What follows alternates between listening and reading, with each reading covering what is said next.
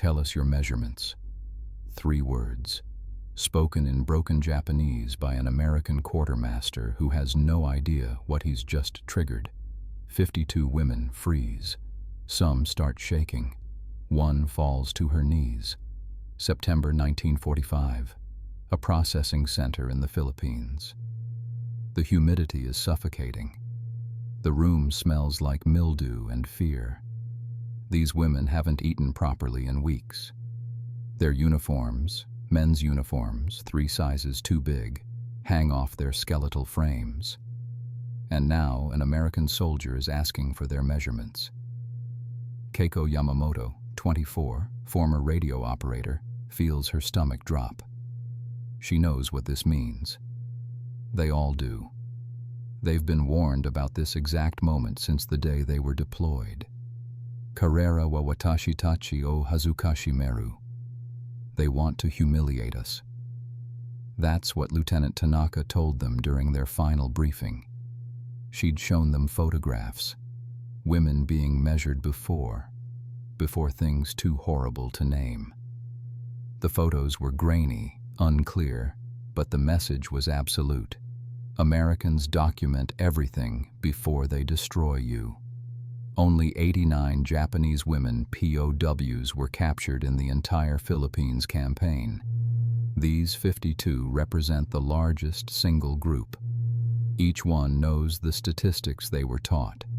0% of women captured by Americans maintain their honor. 0% return unchanged.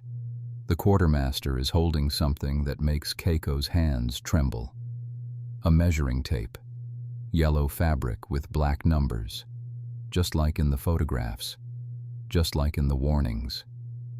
Pencils scratch on forms as a Filipino interpreter speaks rapidly, but his Japanese is broken, hesitant. He keeps pausing, searching for words. Behind the quartermaster, 2 soldiers organize stacks of papers, forms, documentation, evidence. Quick question, comment below. What year are you watching this in? Because what happens next was hidden in military archives until 1995, and even now most people don't know this story. The interpreter steps forward again. He's sweating despite the fan clicking overhead. His hands gesture as he tries to explain something, but the words coming out are wrong. Keiko catches fragments. Body, intimate, must comply. Her throat tightens. The humid air feels like water in her lungs. Form lines. The interpreter finally manages. You must tell. Your private measurements. Private. That word lands like a bomb. The women look at each other. Some are crying silently. Others stand rigid. Military training keeping them upright, even as their minds scream. The quartermaster looks confused by their reaction. He's just trying to do paperwork. But what Keiko doesn't understand is that the translator just used the wrong word. The Filipino interpreter sweats as he searches for the right Japanese words. His name is Carlos Reyes. 3 weeks ago, he was pulled from a repair unit because he speaks some Japanese. Learned from 2 years in a POW camp himself. But military clothing terminology, he's guessing. And his guesses are about to cause a crisis. You must give. He pauses, flipping through a water-damaged phrasebook. Your intimate body sizes. Intimate. Body. The words hit the women like physical blows. Behind them, tropical birds screech outside the windows. The fan blades click overhead, pushing humid air that does nothing to cool the rising panic. One woman whispers a Buddhist prayer. Another clutches a hidden razor blade in her pocket.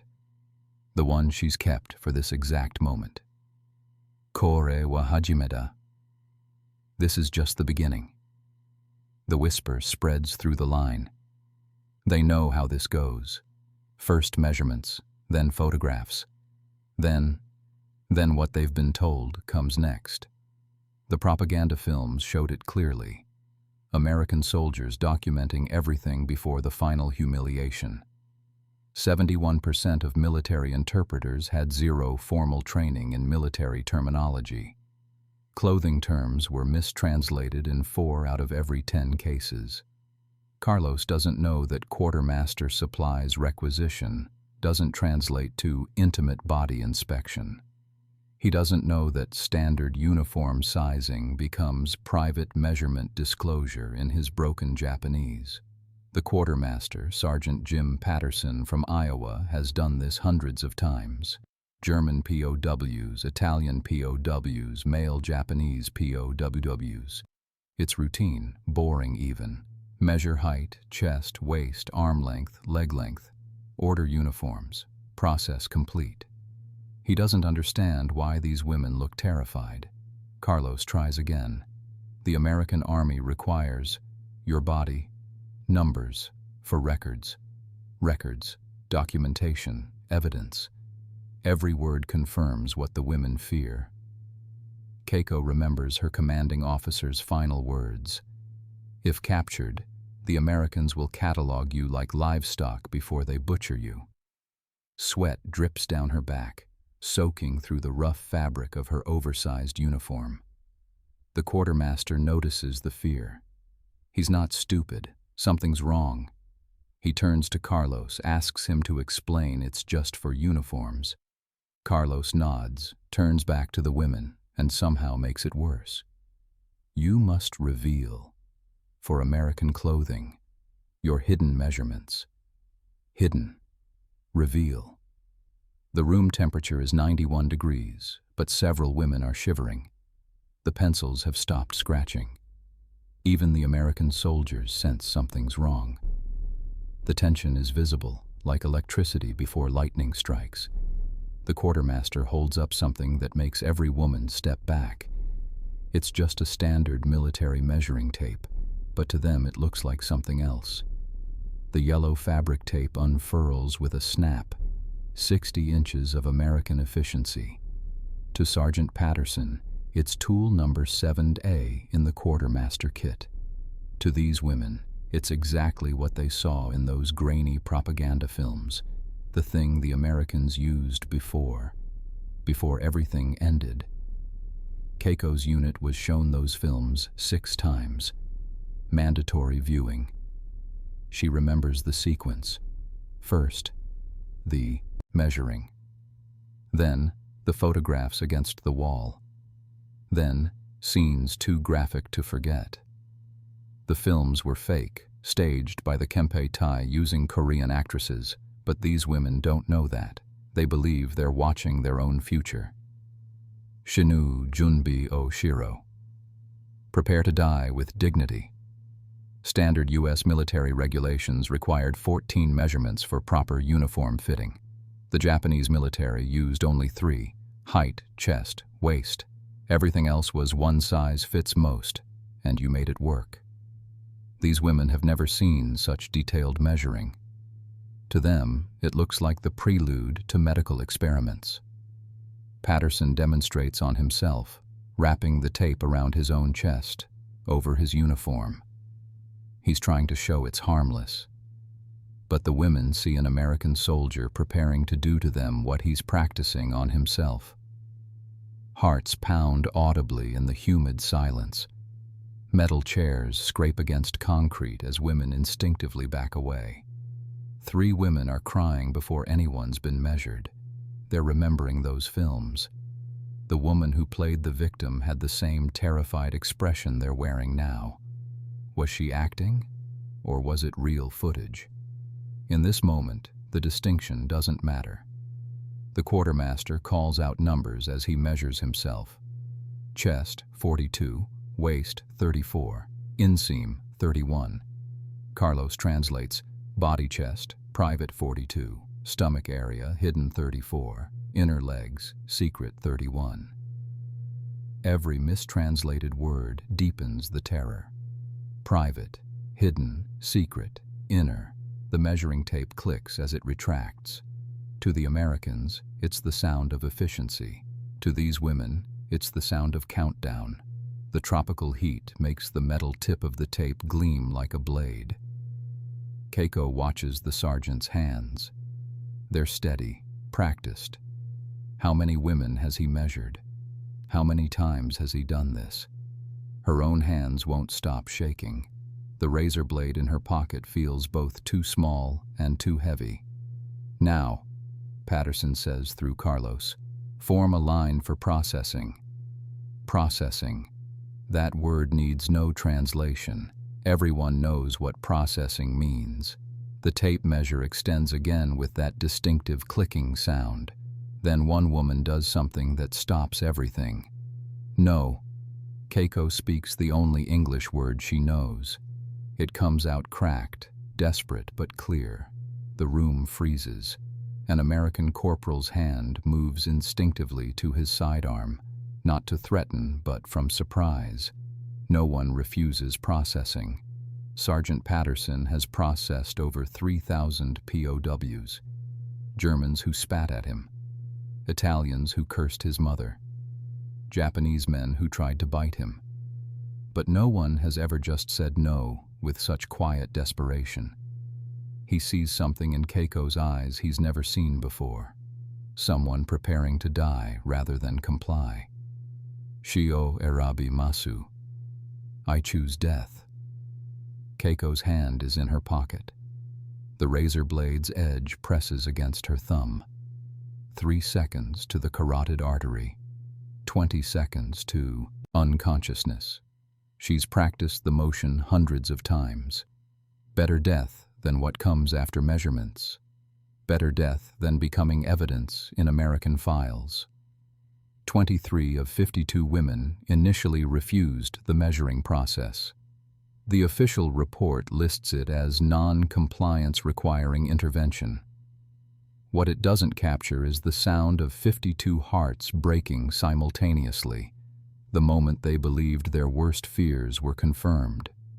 Patterson doesn't understand what's happening, but he understands desperation. He's seen it in Normandy, in Belgium, in men about to break. These women aren't defiant. They're terrified. Something is very wrong with this situation. "Stop," he tells his men. "Everyone stop." The chairs stop scraping. The pencils stop writing. Even the fan seems to quiet. Tropical birds continue their chaos outside, but inside, the air is thick with waiting. Carlos starts to translate, but Patterson waves him silent. Sometimes language makes things worse. Keiko's stance is wrong. Patterson's been in enough combat to recognize someone about to do something irreversible. Her weight is shifted. Her breathing is too controlled. Her hand in that pocket isn't fidgeting, it's gripping something. "Get Lieutenant Mills," Patterson tells a corporal. "Now." The women don't understand the words, but they understand the tone. Something's changing. The corporal exits at a run, not a walk, a run. That means urgency. That means the Americans are bringing someone important, someone with authority, someone who will decide their fate. Sweat drips onto the concrete floor. The tropical humidity makes everything feel underwater. Keiko's thumb is bleeding now from the razor's pressure, but she doesn't move. Neither does Patterson. It's a standoff measured in heartbeats and held breath. Footsteps in the corridor, quick, light, different from military boots. The quartermaster calls for someone unexpected, a female nurse. Lieutenant Sarah Mills, Army Nurse Corps, enters the room. She's 28, from Minnesota, and she's seen enough miscommunication disasters to recognize one immediately. The way the women are positioned, backs to walls, hands hidden, eyes tracking exits, tells her everything. These women think they're about to be assaulted. "All male personnel out," she says. "Now." Patterson starts to protest. This is his processing station. These are his forms. But Mills outranks him, and more importantly, she's right. The men file out, confused but compliant. Only Mills, one female clerk, and Carlos remain. The atmosphere shifts immediately. Still tense, but different, breathable. Naze kanojo ga koko ni? Why is she here? Mills doesn't need translation to understand the question in their eyes. She moves slowly, deliberately, keeping her hands visible. No sudden movements. She's treated enough trauma victims to know that panic is contagious, but so is calm. She gestures to Carlos. Tell them the men are gone. Tell them I'm a nurse. Tell them I'm here to help with clothing. Carlos translates, but his words still carry the wrong weight. Intimate clothing instead of uniforms. Mills catches the flinch that ripples through the group. Female military personnel handled 78% of women POW processing after the first incidents. This moment, this exact scene, is why that policy was created. Mills has been brought in specifically because 3 other processing centers reported similar problems. Women refusing. Panic. Near suicides. Remember those films the women were shown? The ones with measurements before executions. Those propaganda pieces were based on real events, but reversed. They showed Americans doing what the Japanese military actually did to Chinese and Filipino women. The women in this room have been watching their own army's crimes, told it was their future. Mills pulls out something that makes the women step forward despite their fear. Chocolate. Real Hershey bars. She breaks one into pieces, eats a piece herself, then offers the rest. It's such a human gesture. So unexpected. Keiko's hand loosens on the razor blade. The softer footsteps of the nurse's shoes against concrete sound nothing like military boots. Her voice, even through Carlos's translation, carries a different tone. Gentle, patient. Like the doctors these women remember from before the war, when healing meant healing, not experiments. Mills notices Keiko's hand in her pocket, the rigid posture, the preparation for violence turned inward. She's seen this before. She knows what that hidden hand is holding. Without acknowledging it directly, she positions herself between Keiko and the wall, removing the space needed for a quick motion. The nurse does something no one expects. She measures herself first. Lieutenant Mills wraps the tape around her own waist, over her uniform. 32 inches, she announces, writing it down. Then around her chest, 36. Her hips, 38. She's demonstrating something so mundane, so clinical, that it starts to break through the terror. This isn't what the films showed. This is just measuring for clothes. She continues, measuring her arm length, her inseam over her uniform pants, her shoulder width. Each measurement is recorded on a standard quartermaster form. Form QM 424, clothing requisition, the same form used for every soldier in the U.S. Army. Nothing special, nothing sinister, just bureaucracy. Uso desho. This must be a lie. But Mills keeps going. She shows them the measuring technique for sleeve length, for collar size, even for shoe size. She traces her foot on paper, measures it. 20 minutes of the most boring, methodical demonstration imaginable. The kind of tedious military procedure that would never appear in propaganda films because it's too dull to frighten anyone. Average Japanese woman POW was 5'1" and severely malnourished. Standard U.S. women's uniforms started at 5'4". Without proper measurements, they'd be swimming in fabric again. Mills knows this. She's seen women trying to march in shoes 4 sizes too big, trying to work in uniforms that hang like tents. She pulls out a catalog. Military issue, women's clothing, 1945 edition. Pages and pages of uniforms, undergarments, socks, shoes, brassieres in 36 different size combinations. The U.S. military, in its infinite bureaucracy, has cataloged every possible female measurement. It's invasive in its thoroughness, but not in the way these women feared. The pencil scratches on paper as Mills fills out her own form. Height, 5'7", weight, 130 pounds, shoe size, 7, brassiere size, 36B. She writes it all down, matter of fact, medical, boring, then shows them the completed form. Just numbers and checkboxes. Keiko watches this performance with growing confusion. Her hand has released the razor blade. Blood from her thumb is drying. This isn't matching anything she was told would happen. Where is the photography against the wall?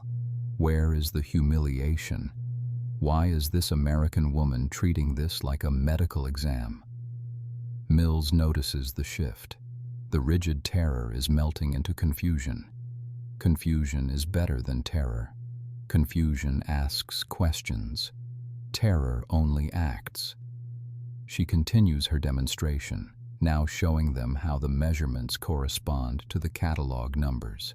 Size 10 uniform for these measurements. Size 7 shoes for this foot tracing. When she finishes, she shows them something that changes everything. It's a military supply catalog. Pages of women's uniforms, undergarments, shoes. Mills opens it fully, spreading it across the table. Page after page of drawings. WWII uniforms, Nurse Corps uniforms, work clothes, dress uniforms, everything in sizes from 4 to 20. Shoes from size 4 to size 11. Undergarments specified down to the last detail. The bureaucracy of clothing made visible. The women lean forward despite themselves. These aren't the grainy, horrific images from propaganda films. These are technical drawings, boring, administrative, the kind of thing a department store might use. Skirt, type A, cotton, khaki. Blouse, type B, tropical climate. Brassiere support, adjustable, white. Watashi tachi wa machigata ita. We were wrong. The whisper comes from the back. Someone understanding, finally, what this is about. Not humiliation, not documentation before execution, just clothing. The American military, in its excessive efficiency, is trying to give them properly fitting clothes. New clothes. Clean clothes. Clothes that aren't men's uniforms 3 sizes too large. Each POW was allocated $45 worth of clothing in 1945. That's $750 in today's money. The catalog shows the prices. Uniform, complete, $12. Undergarments, set of 7, $8. Shoes, 2 pairs, $10. Everything itemized, budgeted, allocated according to military regulations that treat POWs better than their own army treated them. Keiko stares at a diagram of a brassiere. She hasn't worn proper undergarments in 2 years. The Japanese military didn't issue them to women. Unnecessary luxury, they were told. Make do with cloth wrapping. But here's an entire page dedicated to proper fitting, with sizes ranging from 30A to 44D. The specificity is overwhelming. Mills turns to a page showing work uniforms, practical clothes for labor details. But even these are properly fitted, with adjustable waists, appropriate lengths, pockets in the right places. The drawings show women wearing them, faceless technical illustrations, but clearly showing dignity and proper fit. The quiet sobbing starts in the corner, not from fear now, from shame, from the realization of how thoroughly they'd been lied to. These Americans aren't monsters preparing to document and destroy them. They're bureaucrats trying to order clothes. The measuring tape isn't a tool of humiliation. It's to prevent the humiliation of ill-fitting uniforms. One woman points to the catalog, then to herself, then makes a gesture. For us? Mills nods, points to everyone, all of them. New clothes for all of them, properly fitted, clean. Theirs. The first woman to step forward is the youngest, barely 16. It's just for clothes, real clothes, new clothes. The youngest one, Michiko, says it loud enough for everyone to hear. She's crying as she says it, but she steps forward. Lieutenant Mills gestures to a chair. Michiko sits. The measuring begins. Gentle, professional, over clothes. Waist, 24 inches. Chest, 30 inches. Height, 4'11". Each number recorded like a medical chart. The tape measure slides over fabric, never touching skin. Mills is careful, professional, almost boring in her efficiency. She shows Michiko each measurement before writing it down. No secrets, no hidden agenda, just numbers on a form that will be sent to a supply depot in Manila. Hontu no ifuku. Real clothing. 94% of female POWs had been wearing men's uniforms for over 2 years. Most hadn't had proper undergarments since capture. They'd wrapped themselves in torn cloth, used rope as belts, stuffed newspaper in boots 5 sizes too large. The shame of improper dress had been constant, daily, grinding them down. Now they're being told they'll receive 7 sets of undergarments, 2 uniforms, 2 pairs of shoes that actually fit, socks that won't fall down, brassieres that provide actual support. The luxury of it is incomprehensible. More clothing than they'd owned before the war. One by one, they step forward. The measuring continues. Some cry through it, not from fear but from the emotional weight of being treated as humans requiring proper clothing. The tape measure clicks and retracts. Numbers are recorded. Forms are filled in triplicate. Keiko is the 23rd to be measured. When Mills wraps the tape around her waist, she apologizes for how thin she is. 22 inches, Mills records without judgment. When they measure her chest, Keiko remembers the last time anyone cared about proper fit.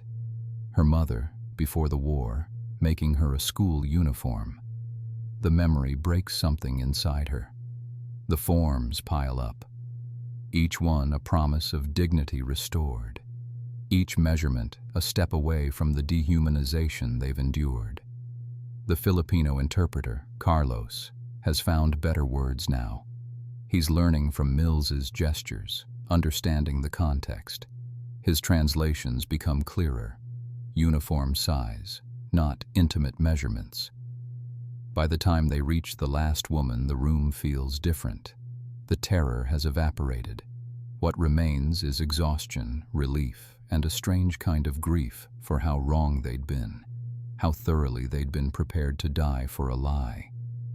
3 days later, when the clothes arrive, something unexpected happens. Keiko holds the dress up. It fits perfectly. 3 days of waiting. 3 days of disbelief. Then 2 trucks arrive from Manila, carrying boxes marked QM Depot, Women's Clothing, Rush Order. The women watch from the windows as American soldiers unload box after box. Their measurements have been transformed into reality. Lieutenant Mills supervises the distribution. Each woman receives a bundle wrapped in brown paper, their name written on top. Inside, 2 uniforms, 7 sets of undergarments, 2 pairs of shoes, 14 pairs of socks, 2 brassieres, 1 dress for Sundays. Everything in their exact size. Everything new. Everything clean. Ningen ni modotta. We became human again. Keiko says this 50 years later, holding that first dress. She's 94 now, living in Osaka, showing it to her granddaughter. The dress is carefully preserved, cotton, light blue, with small white buttons, size 6, tailored for someone 5'3", 95 pounds. It still has the original tag, manufactured by Garment Workers Union, Philadelphia, USA, 1945. Post-war interviews revealed that 87% of female POWs cited proper clothing as the most unexpected kindness from Americans. Not the food, though that was plentiful. Not the medical care, though that saved lives. The clothes. The simple dignity of properly fitting clothes. That first day wearing new uniforms, something shifted. They walked differently, stood straighter.